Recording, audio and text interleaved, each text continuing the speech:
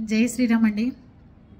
పాకిస్తాన్లో ప్రజలకి, పాకిస్తాన్లో నివసిస్తున్న ఉగ్రవాదులకి ఏం భయం పట్టుకుంది అంటే, బ్యాంకుల్లో డబ్బులు మన ఏమైనా తీసుకునేవరేమో బ్యాంకుల దగ్గర క్యూలు కట్టేసి తీసుకుందామని చూసేట.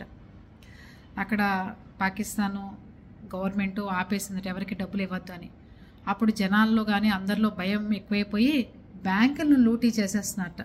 వాళ్ళ బ్యాంకులను వాళ్ళే లూటీ చేసేసుకుని గబగబా బ్యాంకుల నుంచి డబ్బు తెచ్చేసుకోవాలని చూసారా. మనమేం చంపక్కర్లా, వాళ్ళ దేశంలో వాళ్ళే కొన్నాళ్ళకి మనం ఇట్లాగే చేస్తుంటే ఒకళ్ళొకళ్ళు పొడుచుకుని చచ్చిపోతారు, దరిద్రం వదిలిపోతుంది. అసలు వాళ్ళే సైలెంట్గా ఉండి ఆ జవాన్లు, ఇద్దరు జవాన్ల మన జవాన్ల చావుకు కారణమైన వాళ్ళని వదిలిపెట్టకూడదు.